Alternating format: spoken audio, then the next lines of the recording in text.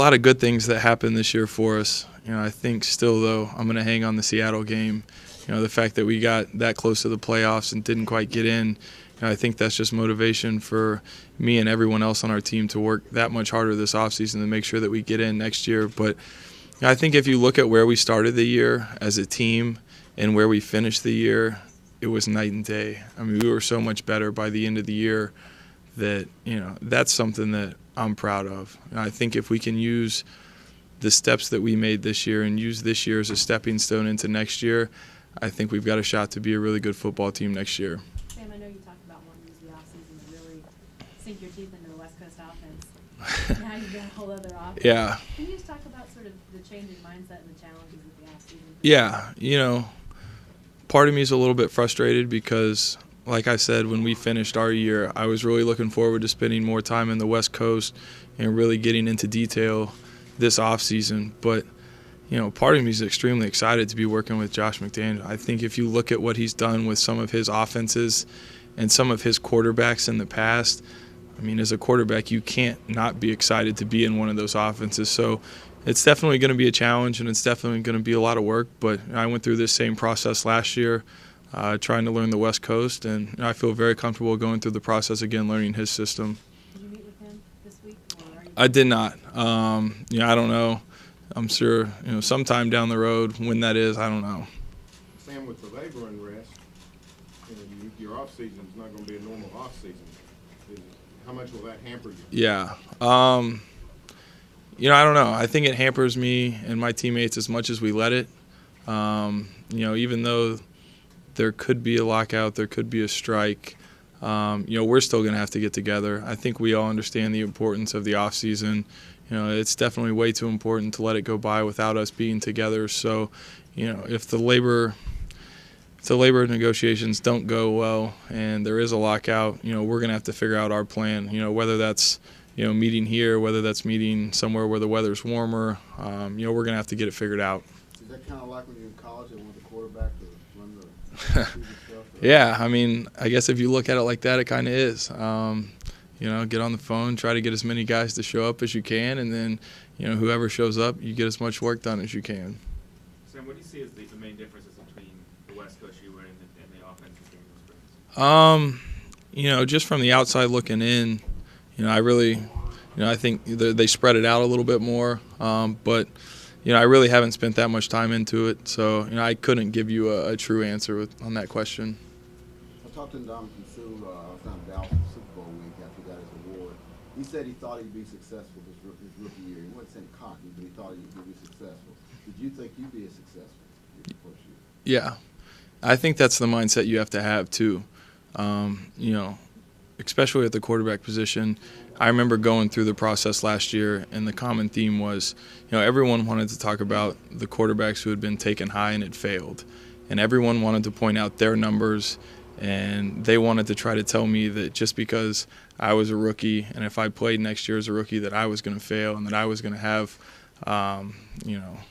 a hard time adjusting to the game. But I took the mindset that I was going to do everything I could not to fail, and that I was going to show up to work every day and work as hard as I could to prove everyone wrong. And I think with that mindset, it really helped me this year. Looking back at it now, what did it mean to be part of that 06 class with Jermaine and GK and Trent? It's cool. The fact that, we came in with all those guys, they're still some of my really good friends to this day. You look back at the things that we were able to accomplish while we were here, I think it was pretty special, and then the fact that, we all got taken last year so high, it's something that I'll never forget, and I hope those guys never forget it either. Was there a point here when you figured, hey, we're going to be pretty good? I don't know. Maybe after the 07 season when we won the Big 12 championship and we were all still fairly young, I had an idea that, we had a shot to be pretty good, but I don't think I would have ever imagined that we would all have been taken that high in the draft, ever. Sam, you ran a high prolific offense here. It seems to be tailor-made for quarterbacks to develop for the pro game.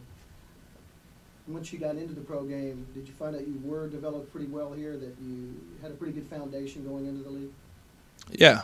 I think if you look at what we do here, it definitely prepares you for the NFL as much as it can. I think I don't think there's a system in college that you can play in that completely prepares you for the NFL. There's just no way. The NFL, the defenses in that league are just so much more complex than you see in college. The game is so much faster. But for the most part, everything we did here translates into the NFL game, and I think it definitely gave me a good foundation going forward. So you talked about the change of offensive coordinator, but you lose your quarterback coach too, and I know you and Coach Curl got pretty close. Can you talk about him, his influence, and then losing him? Yeah, Coach Curl, he did a great job with me this year. Spent a lot of time with me. I was really thankful that he was in St. Louis this year. I mean, he helped me tremendously. It's going to be interesting to see what we do with the quarterback coach position now. Obviously, with the new system, I'm not sure if Coach Curl had ever been in Josh McDaniel's system, but it'll be interesting, to see kind of what they do with that. I'm anxious to see. Sam, I'm sure it's still fun to play football, but what is the difference, if you can answer it? Fun in college and fun in the NFL. It's got to be a different definition. Or maybe it's not. Yeah, I mean, it's still the same. I mean, the fact is, I don't have to go to class now, which is a bonus. I just get to play football all day. So, I think I'm very blessed. I get to work every day, and I watch tape. I go to practice. I call my friends, and they're like, yeah, I was in the office from 9 to 5. I was like, wow, that sounds miserable. But, no, I think, the biggest difference is, here you're so close to everyone on the team, especially the guys you come in with, because, when you come in with a recruiting class here, for the most part that you're going to be with those guys for the next 4 or 5 years. In the NFL, people come and go weekly. So, I just don't think the bonds with, the entire team are there the way it is in college. Do you get that among a small nucleus? Or, do you have a group of best friends on the team? Or? Yeah, you do. Yeah, I do. Like I said, I think, you have those bonds with several guys or maybe a handful. But here, I mean, there were 20 or 30 guys, that I was, extremely close with and felt, great with. But, up there, it's probably just a couple. And I think that's the biggest difference. After a win here, you can go celebrate, with everyone, whereas up there, there's really only a couple guys that you might see after the game. You talked about defenses being faster and defenses being more complex. What was the biggest surprise to you watching all that film and then get out on Sunday and there be some new wrinkle every week? I mean, what was the biggest surprise to you? At the beginning of the year, it was definitely the speed. That's something that a lot of people talk about. I knew the game was going to be faster. I tried to prepare myself for it, but until you get out on that field, you have absolutely no idea how much faster it is. And I think even from the preseason to the regular season, the preseason games were faster than the college game. And then our first game versus Arizona, I thought everything was moving 100 miles an hour. And I think once I got adjusted to the speed, then it was definitely, the wrinkles that defenses try to throw at you. It seemed like every week, a team might have, at least a couple new coverages or a couple new blitzes that we hadn't seen. So I think all of those things together, really took a lot of getting used to. You're obviously sporting a new look. Can you talk a little bit about your accent? Yeah, I do. I have a new haircut. Hair was a little out of control, kind of like it was here a couple of years ago. But no, I got a buzz look. I like it. It's short. It's easy. Really don't have to do much with it anymore. Sam, when you first noticed the change in the speed of the game, did you still at all feel like you were going to be good, like you said, or was there at all kind of what's going on sort of moment? Yeah, I think, no matter how fast the game felt like it was going, you still have to have the confidence that you think you're going to be good and that you're going to be good, because when you lose that confidence, that makes everything seem like it's going that much faster. So, I knew that it was a process. I knew that it was going to take time. Talking to some of the older quarterbacks, who had played in the league, that's one of the things that they told me is that it was a process. Don't expect to take the field day one and everything feel comfortable. So I think hearing that from those guys and knowing that I wasn't alone going through that really helped me out. Do you feel like with the changes in the offseason that you're sort of taking that same mentality you had a year ago, that prove everybody wrong thing, is going to come into play again? Yeah, I think that's my mentality every year. No matter what you do, the year before there's always going to B people say, they're not going to do as well the next year. It was a fluke, and I love hearing things like that because it just gives me motivation, to go out and be better than I was the year before. Sam, is there any truth to the rumors you may become a neighbor of Kevin Durant's here pretty soon in LaGuardia? No. I am I'm living in Norman right now, and I have a feeling it's going to stay that way for a while. So you lost your receiving core, at least part of it. You develop other guys as you go along. When you project your receiving core for next year, what kind of receiving core do you see? It's going to be interesting. I think there's going to be some competition in our wide receiving core next year. I think if you look, at the guys we lost this year, they all have an opportunity to come back and get in the rotation. Losing Avery and Clayton early, it hurt. Those are two of our faster guys. So, it'll be interesting to see what happens when they come back. But like you said, I thought the guys who came in and played for us this year played at a high level. I thought they played really well at the end of the year, and it's going to be interesting to see what happens next year. It seemed like, I remember you guys played New England in a preseason game. You did really well. It seemed like a lot of people nationally started talking about you, like, hey, maybe he'll start from Jump Street. Was there a point in the season where the veterans on the team kind of said, maybe this guy's ready to jump on and lead this team? I don't know. You'd probably have to ask them that. I would say, I would like to say that they felt good about me going into week one. I think most of them would tell you that. But I think probably after our first win, if not our first win, our second win when we won our third and fourth games of the year, I think that was probably when, most of the guys, if they hadn't already, started to come around and felt comfortable with me in the huddle. What's it like being in a huddle when you're a rookie and they're older than you? Yeah, it's different. It's something I had to get used to. It's one of the differences here.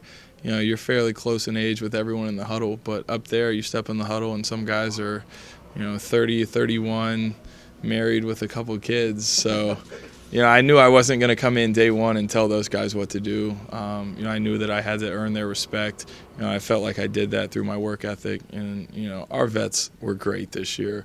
They really made the transition for me a lot easier. And I'm really thankful for that. Sam, what's your schedule like now? Last week we were in Dallas, we were being carted around to every radio station in America. How often is your schedule like that? Yeah, just that week. Super Bowl week was crazy last week. But, no, I'm back home now and actually starting to get back into a routine and working out and throwing every day. So, hopefully the schedule will calm down a little bit now. How do you like the city? What's up? How do you like the city? It's nice. It's nice. Besides the fact that it gets a little bit colder up there, well, usually than here, but it's nice. The people are great up there. It's really nice. They were really welcoming, and they really got behind us this year. Showed great support. So we can only hope that they continue to jump behind us. Did you get a chance to watch? I do like Italian food. The Hill. What's your favorite place? Charlie Gito's on the Hill. Yeah. That's the correct answer. Yep. Did you get a chance to watch Landry much this past year at Oklahoma? What did you think? Yeah. I got to watch a little bit. It was tough because usually Saturday nights, we're in meetings. If they played at night, I was trying to catch, bits and pieces. But, I thought he had a great year this year. I really thought, he became, a much better player this year. I thought he grew up a lot. And I think he's going to be, a great player next year for OU. Did it help you got all those Oklahomans on your team? I mean, that must be like 9 or 10 guys. Yeah, I know. It is. It's actually nice, the fact that, we do have guys with Oklahoma ties up there. Sam, you got a lot of attention, obviously, on the ice when you can go back right without that attention, but has it been difficult to make that adjustment to come into a city with a team that's been down where you're viewed as a messiah? Has it been difficult to kind of adjust that kind of atmosphere? Not really. I mean, I would say people here take football, just as serious or more serious here than they do up there. So, I guess, playing here kind of prepared me for that.